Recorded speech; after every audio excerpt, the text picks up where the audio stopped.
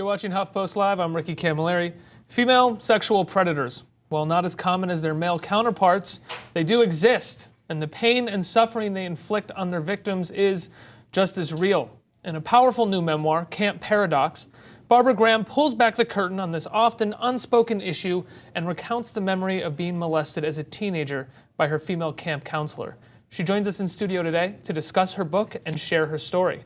And to shed additional light on this important topic, we're also joined by two other survivors, Ashley Michelle Papin and James Lindrith. And we have on the phone Dr. Larry Morris, a clinical and forensic psychologist and author of Dangerous Women. Everybody, thank you so much for joining me. Barbara, thank you for being here. Thank you, Ricky. You say in the book that your abuse began with kindness. Yes. How so? Well, I think actually it's pretty common for that to happen. I was a 14-year-old, probably pretty typically angst-ridden teenager.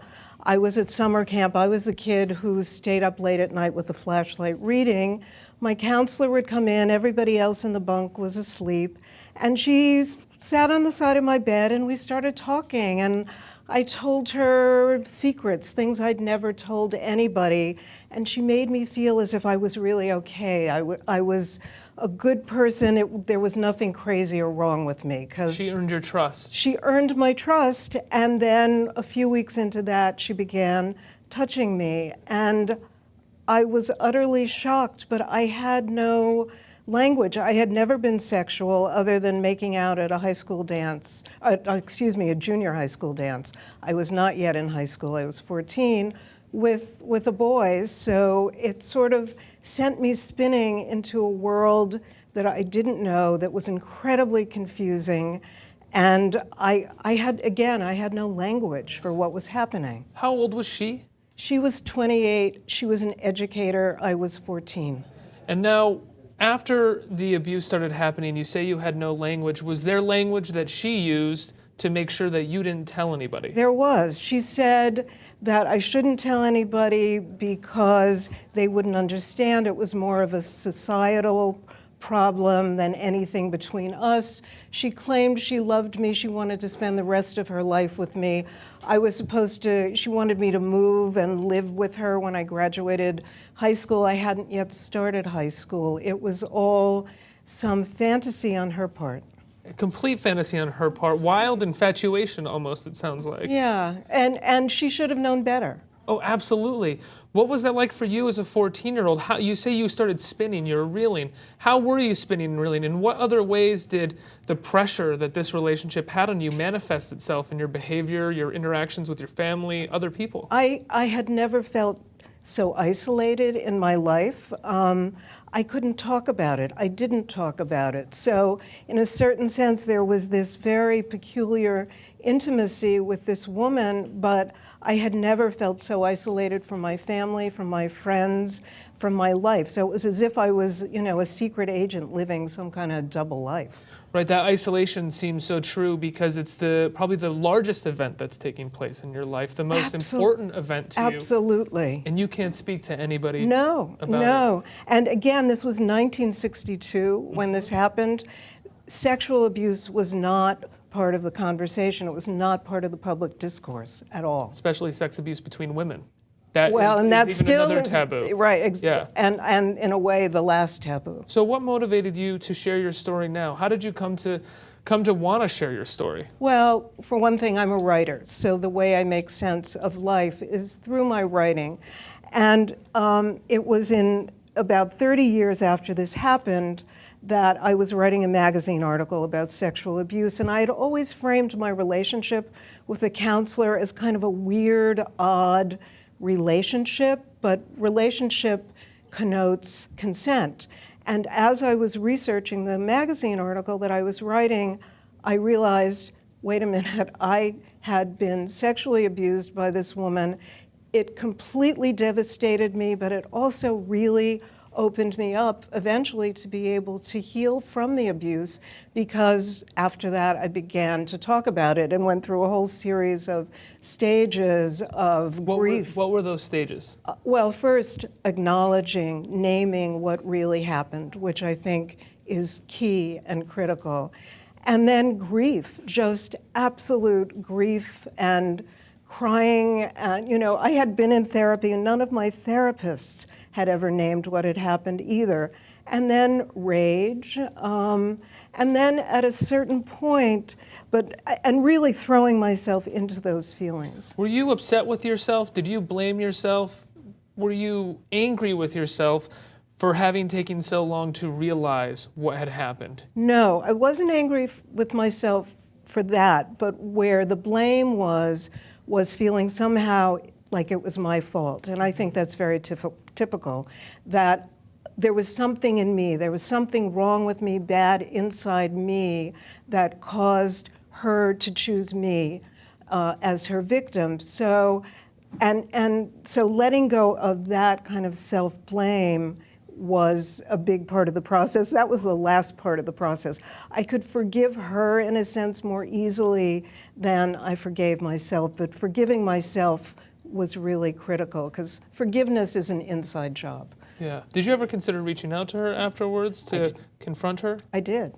I did reach out to her. Actually, I Googled her one night about 10 years ago just to see, and she popped up immediately, and she had won all these awards as an educator, and I sent her a very neutral email to which she responded, I would say, within minutes.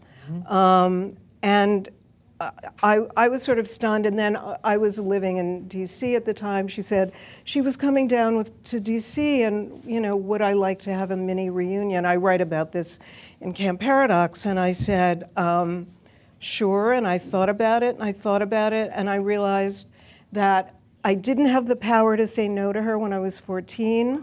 I did have the power to say no to her now, and I wrote her a letter, which is also in the book, naming what happened, saying, I don't know how you viewed it then, but here are the words for it. It's sexual abuse, it's molestation. Under the laws of New York State, where the camp was, it's third-degree rape. And I need you to know that. I need you to know that there was damage. I do not wish you harm, and I do not want to see you. And that was pretty much the substance That was the of last the letter. correspondence? And she never responded. Yeah. I Yeah. bet. Ashley Michelle, you're a fellow survivor. Did you struggle to realize that it was sexual abuse as well, or did you know right away? No, I definitely struggled for a long time, as I think statistically most survivors do, especially when you have the kind of background that I had, where abuse was really normalized. It's much harder to put to words what you're experiencing, especially when you don't have the vocabulary, like Barbara was saying. I mean, I didn't. It took a lot of years to be able to contextualize what I went through. What exactly did you go through?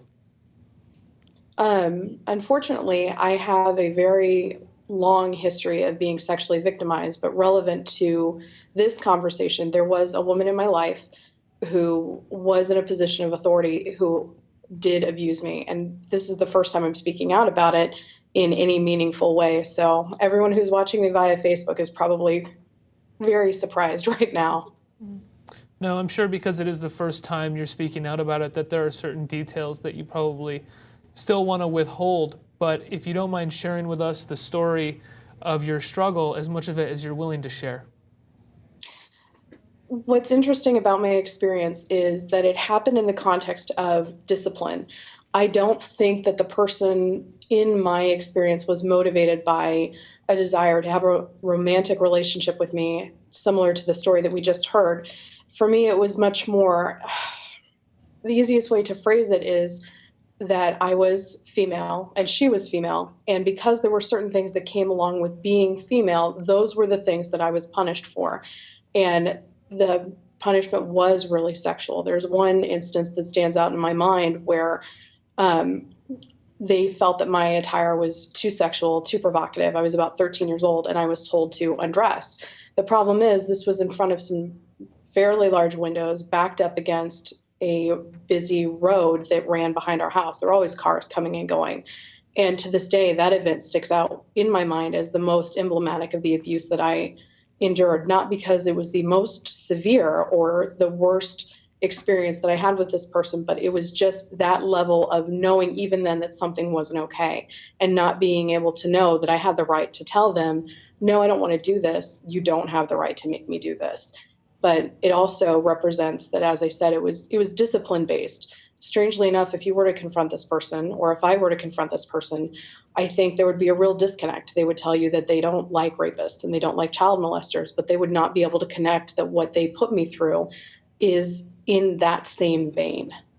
Would you say that your abuser wouldn't be able to connect what they did as being abuse?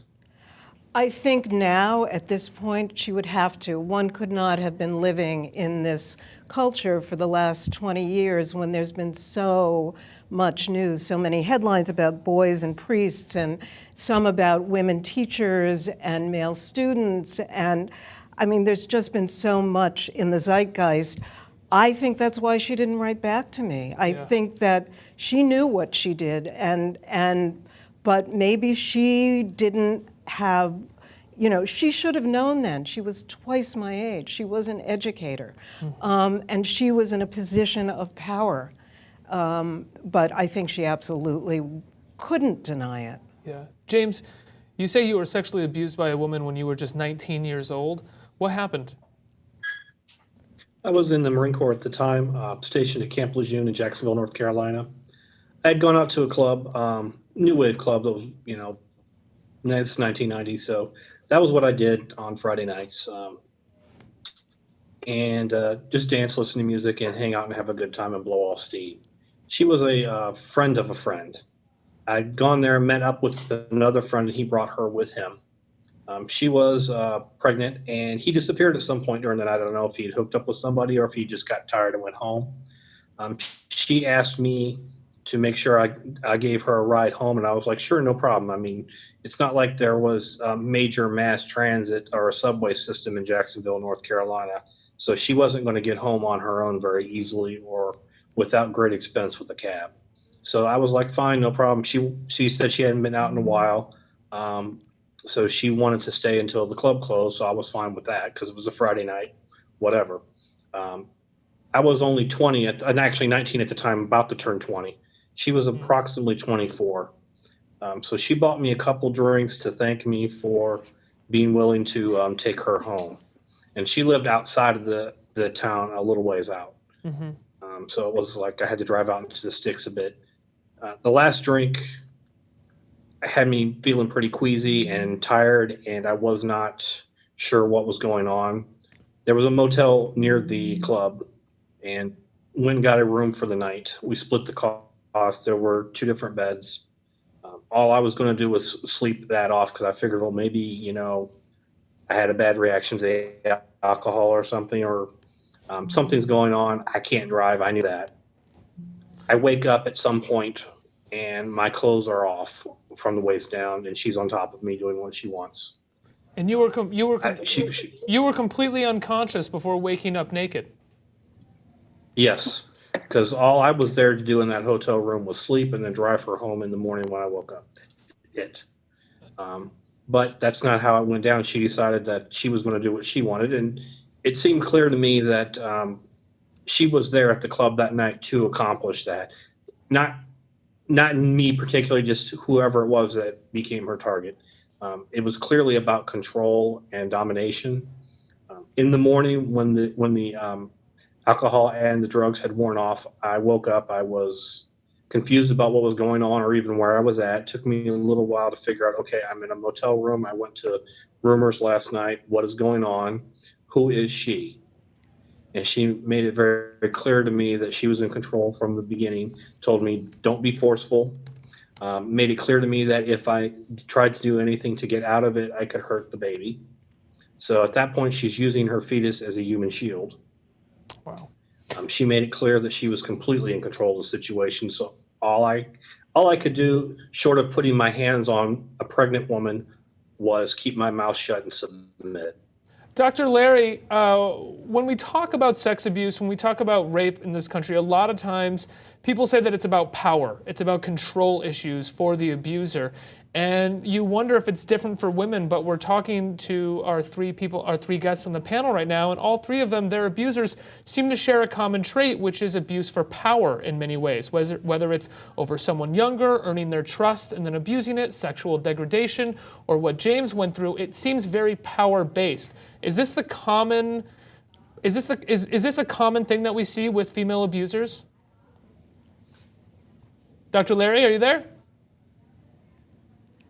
Seems like Dr. Larry's having trouble jumping into this conversation. Barbara, let's go back to your story and coming forward. Have you talked to other people who've been abused? Have you become an advocate? Is this something that you wanted to come out and talk about? Because it is so rare that someone talks about being abused by another woman.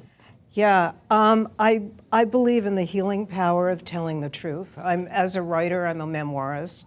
This is what I do. So I write about all kinds of things, but this was a deeply formative experience for me. So, and it feels important. The book has just been published, Camp Paradox, so I'm really only beginning to do some speaking about it, but I feel like there's something very healing in talking about it and trying to convey to other people who have been abused to maybe perhaps impart some courage for them to tell their truth.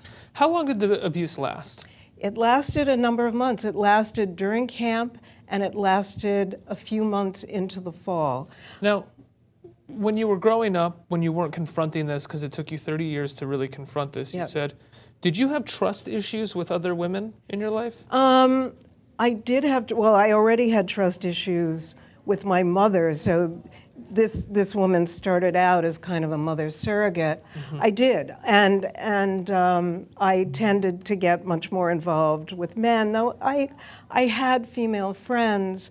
You know, the real damage for me, I can tell you, was confusing being seen, being known, feeling special with sexuality. And I think that's a common story in people who have been abused, is that you have the sense that you can't be loved or cared for unless you have sex with the person. And, you know, in my case, there was a confluence with the 1960s, so it was kind of like, I was really lost as to boundaries and being able to set boundaries, and had relationships with other people in positions of power, a teacher, a therapist, both men, but a similar imbalance of power until I began to get clear and was able to set boundaries. Yeah. Ashley, Michelle, you know, we're talking about this, and we're specifically talking about women as sexual predators because it does seem taboo to talk about women as sexual predators. It does seem that there's a stigma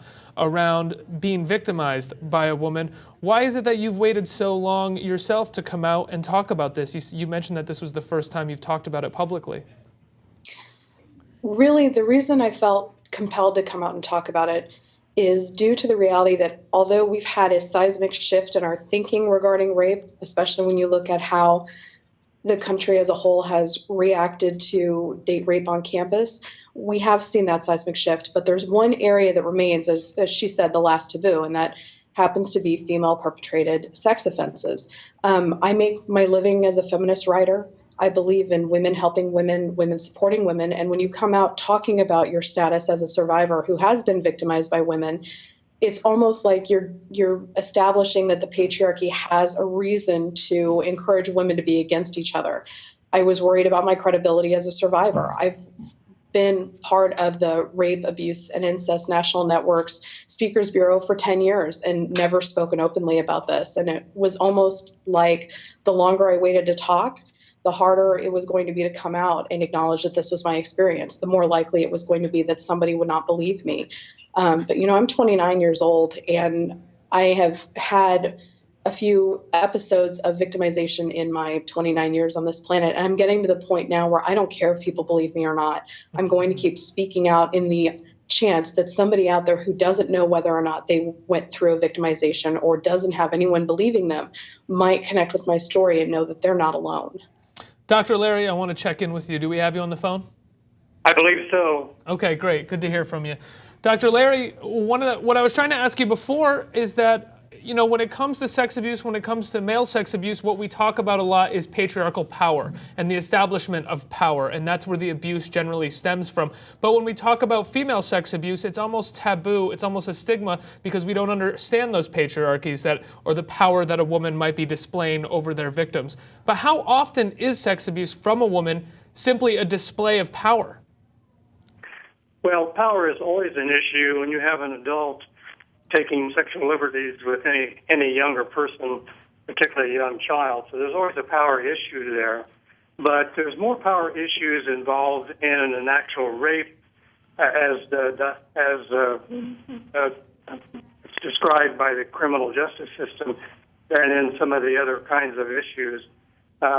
One of the things that was very interesting hearing Barbara talk about her relationship and what happened, it was not a relationship. It was a seduction by somebody else, and it wasn't necessarily a power seduction. It was a kind seduction, and perpetrators like this are very good at being able to single out their victims. They can really identify those people who will respond to kindness and love and things of that nature.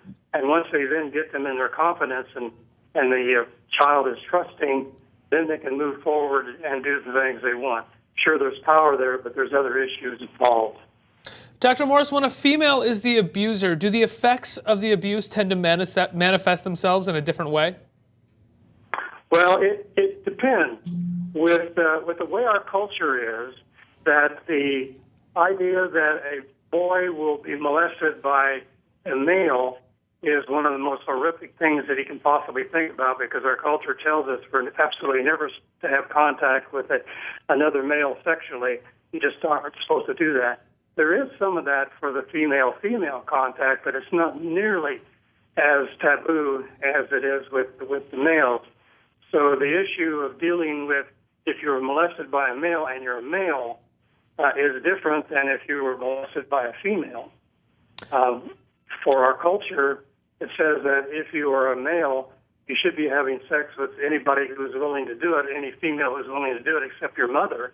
Mm-hmm. And so if some female does seduce you or actually rapes you in some fashion, our culture basically says, well, you just got lucky.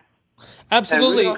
Absolutely. I actually have a comment coming right now from someone watching. This is from Devray Paradowski. It says, I imagine that the stigma that men are lucky, quote, when that happens makes it really difficult to report. I mean, there's a cultural idea that it would be weird for a man not to be happy about unexpected sex. Also, the stigma causes suspicion of men who have been violated. James, I know we've had you on before. I know that's definitely a way that you felt after your violation. Dr. Morris, how often do you hear men say this who want to come forward, who finally come forward and say that they didn't come forward for so long because of the stigma surrounding being a man abused by a woman? It's very, very high. The patients that I've had over the years, the male patients who have been molested as a child by a female, won't even acknowledge it for years in therapy until they finally recognize that what happened to them really was a molestation. It wasn't a lucky thing, and the problems that they're having are based upon that kind of experience.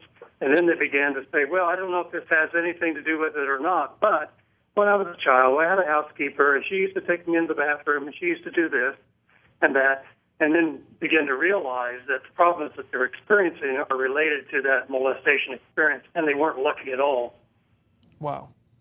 Do you think, and this is a bit of a loaded question, I apologize if it's offensive, do you think if your perpetrator had been a man, it would have been easier for you to understand what was happening? Yes, absolutely. I think I would have known what it was. At 14, I sort of vaguely knew about rape, but I had no knowledge of this, and I think it would have become much clearer much sooner. Absolutely. What advice do you have to others out there? Since you've written this, since you're talking to us, and we have people on our panel as well, what advice do you have to others? To tell your truth, to name what happened, and to allow yourself to really experience all of the feelings associated with it. And I think there's no one clear way that people heal from any kind of sexual assault. There's no one timetable. Some people feel compelled to confront the abuser, but I just think one has to go inside, feel the feelings, name what happened, really work on forgiving oneself and understand and sort of kind of, I feel like in my case, there was a kind of soul retrieval, a kind of getting back in touch with my own goodness that got taken away, got stripped away by this woman. Would you say it was a part of you that you didn't even know it was missing? Yes, I would. Just a sense of wholeness and being good and not being, some, bad person with some badness inside me that caused her to start touching me when she did. But to really, for people to really name what happened and to forgive themselves. And it's a process. It can take years, and go at your own speed, your own timetable, and talk to people who you trust. I have certainly done that, and I've written about it. Again, that's what I do. But Well, Barbara, thank you so much for writing about it and coming on and sharing your story and talking to me. And Ashley, Michelle, James, and Dr. Morris, thank you for joining me, having this conversation and sharing your stories. Keep watching HuffPost Live. We got a lot more coming up tomorrow.